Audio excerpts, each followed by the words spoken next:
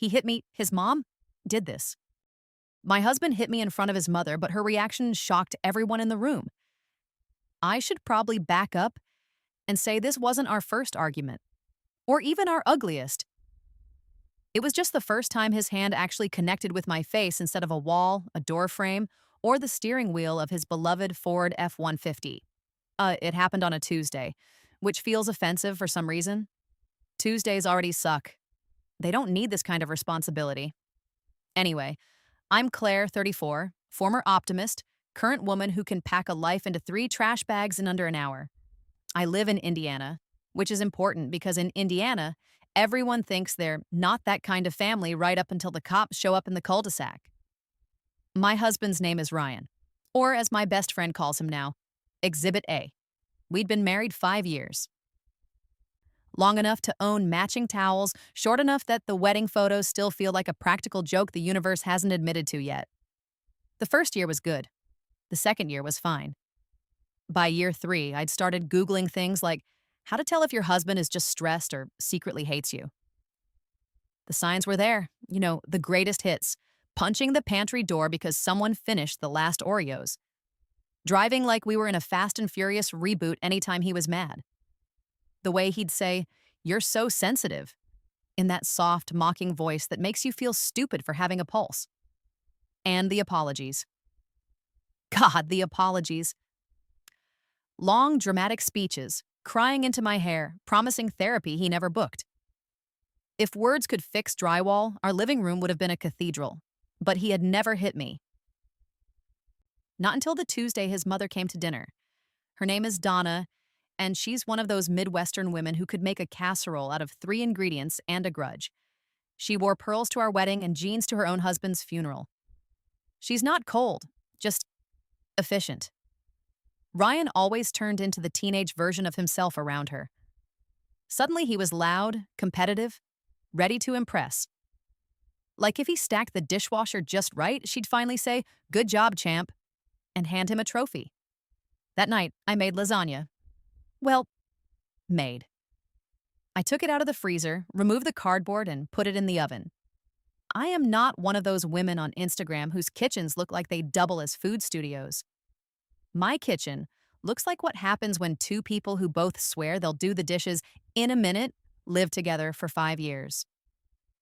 Donna came over at 6 sharp, holding a pie she had just thrown together, which meant it had a lattice crust, hand-peeled apples, and probably a secret ingredient like love or passive aggression. We were doing that polite small talk thing at the table. Donna was telling us about her church friend who'd gone on a cruise and come back different, which I decoded as divorced and happy. Ryan was on his 3rd beer before the lasagna hit the plates. The argument started with salad. Of course it did. I forgot to buy dressing. That was my great sin. The lettuce was naked. There was a lonely cucumber slice staring up at us like it knew this was about to go downhill. "Where's the ranch?" Ryan asked, opening the fridge like the dressing might materialize out of guilt. "I forgot to grab it," I said. "We have olive oil and lemon." "Oh my God, Claire!" He slammed the fridge door. "Is it that hard to remember one thing?" Donna watched quiet, chewing on a crouton like it owed her money. I felt my cheeks heat up. "You didn't tell me you needed it. You just said, 'I'll pick up beer, you handle dinner.' This is dinner. There just isn't dressing."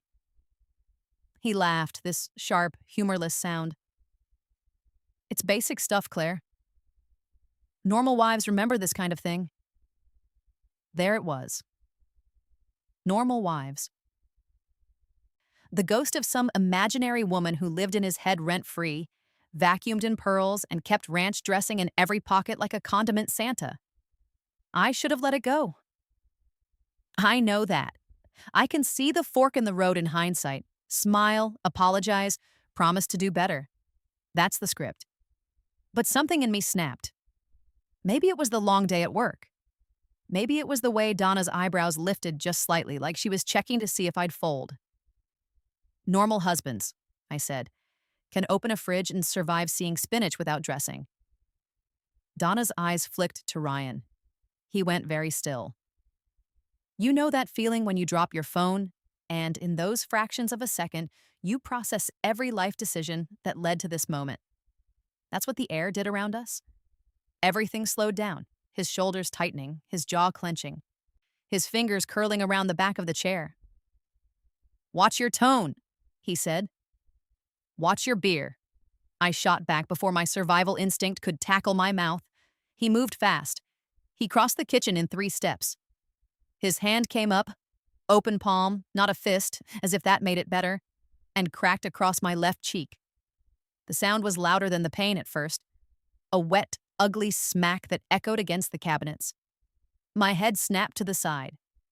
The world went white for a second, then fuzzy around the edges. I smelled marinara sauce and my own shampoo and something metallic that might have been fear. The lasagna knife fell from my hand and clattered onto the tiles. No one spoke. I remember thinking very clearly, oh, so we're this couple now. Ryan was breathing hard, staring at me like I'd forced his hand. His eyes were wide, but not with regret. Not yet. Just shock that he'd actually crossed the line he'd been circling for years. And then there was Donna. She stood up from the table so slowly it was like someone was turning the dial on time. She folded her napkin once, twice, set it beside her plate, and looked at her son. "Ryan," she said, voice calm as a weather report. "Go wait in the car." That was not what I expected. Ryan blinked. "Mom." "Now." He hesitated. Something in her tone, something old, practiced, the way you talk to a kid who's about to touch a hot stove, cut through his anger. He grabbed his keys, shot me a look that was half, "I can't believe you made me do that," and half confusion, and walked out, the front door slamming behind him. The house fell quiet. I touched my cheek. It throbbed under my fingers, heat radiating like I'd pressed it against a grill. I realized I was shaking. I hated that. Hated that he'd done this in front of a witness. Hated that the witness was his mother. Donna took a breath, then another, like she was centering herself. She walked over to the drawer by the fridge, pulled it open, and rummaged through it with the efficiency of someone who had done this exact motion 1,000 times. She took out a Ziploc bag, filled it with ice from the freezer, wrapped it in a dish towel, and handed it to me. "Hold that there," she said, gently pressing it to my face. "I'm fine," I muttered. Automatic. "You're not," she said. "Sit." So I sat, because apparently my body remembered how to obey a mom voice even when my brain was a little scrambled. She went to her purse, pulled out her phone, and laid it on the table. Then she did the thing that shocked me first. She took a photo of my face. No hesitation, no asking. Just raise the phone, click. I flinched. "What are you doing?" "Documentation," she said. "Turn a little, let me get the side." I stared at her. "You're taking pictures of your son hitting me?" She met my eyes then, and whatever I expected to see, denial, annoyance, well, what did you say to upset him? Wasn't there. Her eyes were wet. "Second time is always worse," she said quietly. "There won't be a third." My breath caught. "Second time?" She sat down across from me, folded her hands, and for the first time since I'd known her, she looked old. Not old like wrinkles and gray hair, she'd had those. Old like tired from the inside out. "He hit you before?" she asked. I swallowed. "Not like this. He's punched walls, thrown things, grabbed my arm. But this is the first time he—" I gestured to my face. She nodded slowly like she'd just confirmed something on a checklist she didn't want to have. "Your father-in-law," she said, "hit me for the first time in our kitchen. Slapped me so hard I saw stars. Ryan was 6. He was sitting at the table coloring dinosaurs." I blinked. I didn't know." "No one did," she said, "because I made sure no one did. I told myself it was stress, work, drinking, my fault, a phase. Then one night, he shoved me so hard I hit the counter and cracked a rib. Ryan saw that too. Do you know what he did? I shook my head. He apologized to his father, she said, voice breaking just a little. Said, I'm sorry Mommy made you mad. The ice in my hand suddenly felt heavier. She leaned forward. I told myself I was staying for my child. Didn't want to break up the family. Didn't want to be a divorcee in a town that gossips about mismatched socks. But what I really did was teach my son that a man hits and a woman stays. Her gaze moved to the door Ryan had just walked through, then back to me. That ends today. I stared at her. What are you saying? I'm saying, she said, getting that efficient tone back. We're calling the police. Then we're calling your sister or your mother or whoever you trust. You're not staying here alone tonight. My whole body reacted. The police? Donna, no, it wasn't that bad. I'm okay. We don't have to. She held up a hand. Claire? Honey. The endearment surprised me more than the hand. Look at me. I did. You are not being dramatic. You are not overreacting. My son assaulted you. You are going to have it on record that he did. Because if he ever does it again, to you, to someone else, I want there to be a paper trail thick enough to bury him. I laughed, this weak, hysterical little sound that came out more like a cough. You're really okay with your son getting arrested?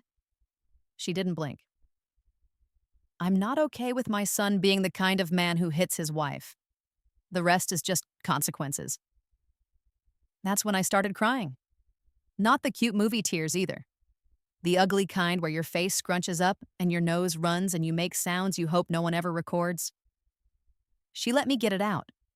Sat there, hands folded, waiting like it was a storm she knew had to pass before we could get to work.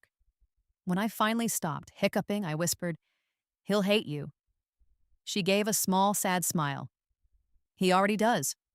Not me specifically. The world. Himself. Whatever shadow he thinks he's living under. If him hating me a little more means he can't lay a hand on you again, I'll take it. Then she did the second shocking thing. She dialed 911 herself. Hello, she said calmly. I'd like to report a domestic assault. My daughter-in-law was hit by my son. Yes, we're safe now. Yes, he left the house. No, there are no weapons. Yes, I have photographs. The address is... She rattled it off from memory. Of course she did.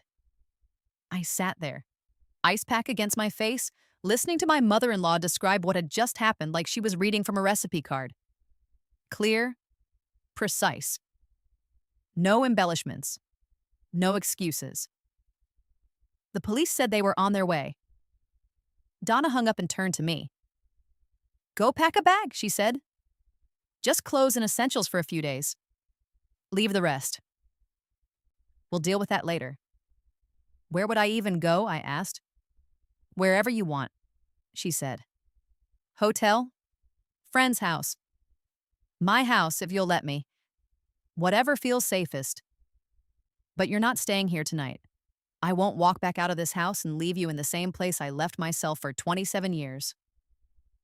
Something in my chest cracked then, but it wasn't the same kind of crack as his hand on my face.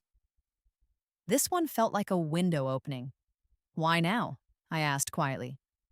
Why, me? You didn't call the cops on your husband. She exhaled, long and slow.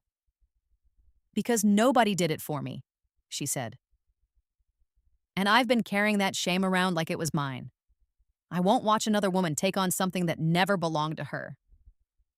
The door to the driveway opened. Ryan stomped back in, face red, eyes wild. What the hell, Mom? I'm sitting in the car like a dog. He stopped when he saw me with the ice pack, saw his mother standing between us. He saw her phone in her hand, the way her shoulders were squared. What did you do?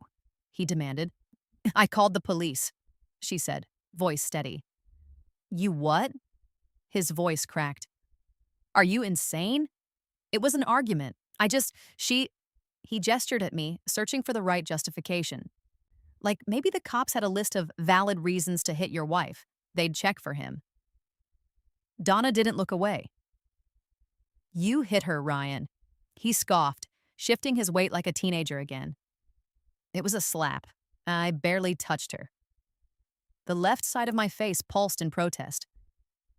Donna's jaw clenched. That's the last time you ever say that in my presence, she said. Do you understand? The last time you try to make small what you did.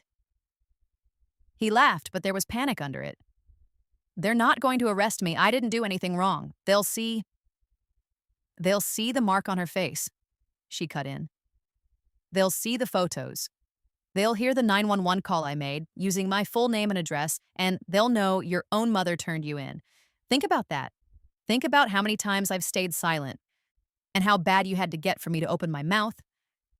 He just stared at her. For a second, I saw a 6-year-old boy in his eyes. Confused. Betrayed. Hurt. Then he blinked and the man came back, ugly and defensive. You're ruining my life, he said. Donna shook her head. No, son, you did that when you raised your hand. The knock on the door came then. Firm, official, 2 cops on the porch, hands resting on their belts like they'd practiced it. Ryan's eyes darted between us. Don't do this, he hissed. Claire, tell them it was an accident. Tell them we're fine. You owe me that much. I stood up slowly. My legs felt like they belonged to someone else. I don't owe you anything, I said, and my voice surprised me. It sounded solid. Not after this. Donna opened the door. The rest came in pieces. Questions. Statements. Do you feel safe? Do you want to press charges? One officer gently guided me to the living room, while the other stood with Ryan in the kitchen. I heard raised voices, then handcuffs, then the dull recitation of his rights. Donna sat beside me on the couch, close but not touching unless I reached for her. When they led Ryan out, he twisted to look at me. This is your fault, he spat. Donna stepped in front of me like a shield. No, Ryan, it's mine. He froze. I should have left your father, she said quietly. I should have shown you what a man doesn't get to do. I let you grow up thinking this was something women live with. That's on me, but what you did? Her voice sharpened. That's on you, and you're going to live with it. They took him then. The door closed. The house exhaled. I sat there for a long time, listening to the distant sound of the police car leaving our street. Sirens off. Just another quiet Tuesday in the neighborhood. Donna finally spoke. They'll probably release him tonight or tomorrow, she said. But there'll be a record and a protective order if you want one. My lawyer's good. I'll pay for the consult. Why are you doing all this? I asked. You don't even like me that much. She smiled, small and crooked. Liking you is a bonus. This is about my granddaughter. I blinked. Your what?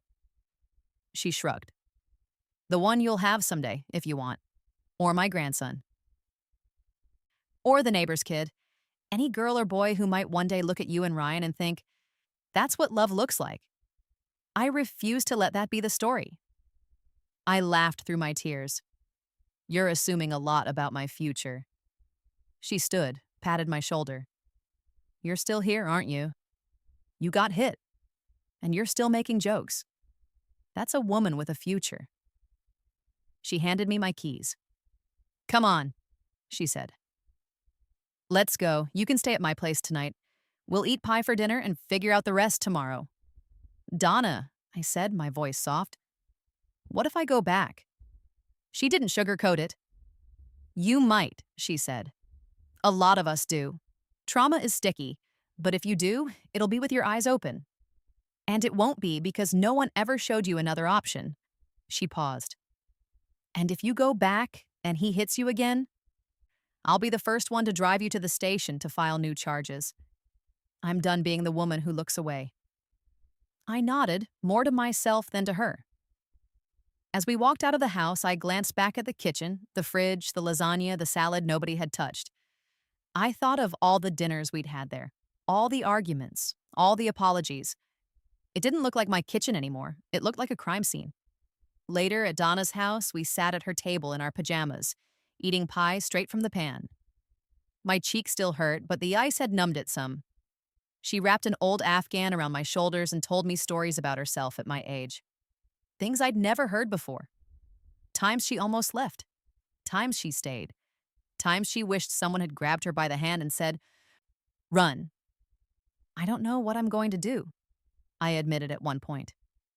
"That's fine," she said. "You don't have to know tonight. Tonight you just have to not be there."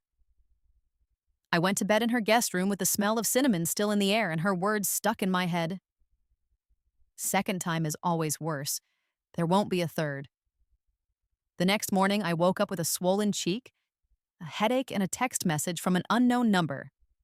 It was a photo of me at our wedding, smiling up at Ryan like he'd hung the moon. Underneath it, Donna had written, "Save this. Not because of him, because of you. Look how much hope that girl has. Be on her side now." I looked at the girl in the picture for a long time. Then I opened a new note on my phone and started typing a list. Call lawyer. Call therapist. Change locks. Trash the ranch dressing when I go back to pack. Somewhere between lawyer and therapist, I realized I was smiling. Just a little.